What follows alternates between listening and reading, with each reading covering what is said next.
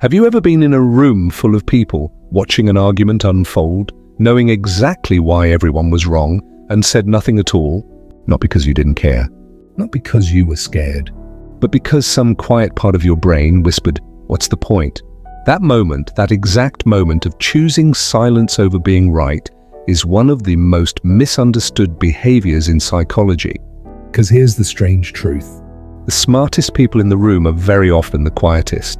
And almost everyone misreads it as shyness, arrogance, or social failure. But what if staying quiet isn't a weakness at all?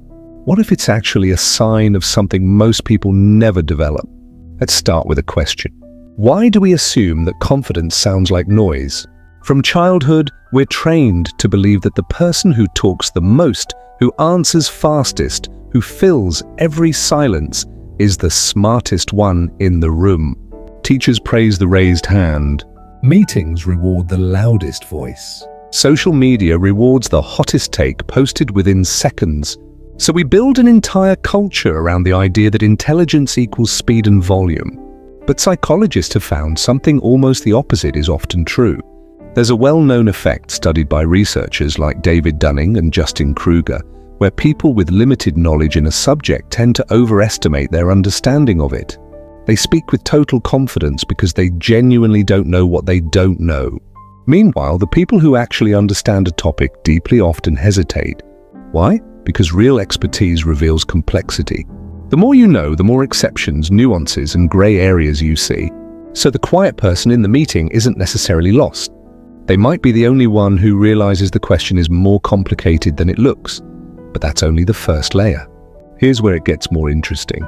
Staying quiet isn't only about knowledge.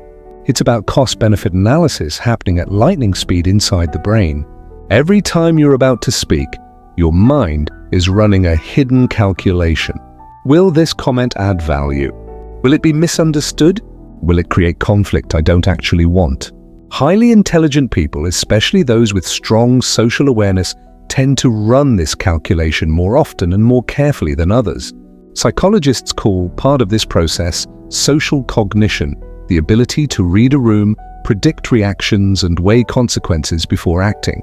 And smart people are often hyper-aware that not every correct thought needs to be spoken out loud. Sometimes being right isn't the same as it being useful to say so. That single realization changes everything. Silence stops being passive. It becomes strategic. Now here's the part that makes this feel personal for so many of us. If you've ever stayed quiet and later felt a strange mix of relief and doubt, you're not alone, and you're not broken. There's a quieter, heavier reason some intelligent people withdraw from conversation, and it isn't about ego, it's about exhaustion. Constantly being the one who sees the deeper pattern, the unspoken tension, the flaw in someone's logic, is mentally tiring. Imagine watching a movie where you can predict every plot twist 5 minutes before it happens. At some point you stop reacting out loud, not because you don't notice anymore, but because reacting to every twist becomes pointless. That's what it can feel like to sit in conversations where you see 3 steps ahead. You're not bored of people. You're tired of explaining things that deep down you suspect won't be received the way you intend. So why does this matter for how we treat quiet people, including ourselves? Because there's a dangerous mistake hiding underneath all of this. We tend to label quiet as cold or disengaged or even arrogant. But what if quiet is sometimes the most respectful response a person can give? Choosing not to correct someone publicly. Choosing not to dominate a conversation that isn't yours to control. Choosing to listen instead of performing intelligence for an audience. These aren't signs of weakness. They are signs of emotional regulation, something psychologists consistently link to higher long-term success, stronger relationships, and better decision-making under pressure. The loudest voice in the room isn't always the most capable one. Sometimes it's simply the most comfortable with being wrong in public. And this brings us to the uncomfortable but freeing truth hiding behind this entire pattern.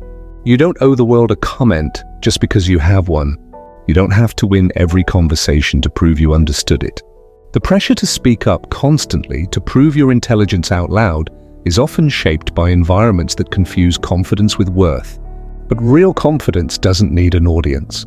It doesn't need applause in real time. It can sit quietly in a room, fully aware of what's happening, and choose peace over proving a point. So the next time you find yourself staying silent while everyone else rushes to speak, don't assume something is wrong with you. Ask yourself a different question instead. Am I quiet because I'm afraid, or am I quiet because I already understand more than I'm choosing to say? Because there's a profound difference between those two silences, and learning to tell them apart might be one of the most important things you ever do for your own self-trust. If this made you see your own silence differently, you're exactly the kind of person this channel was made for. Subscribe, and let's keep exploring the psychology hiding behind the things we never say out loud.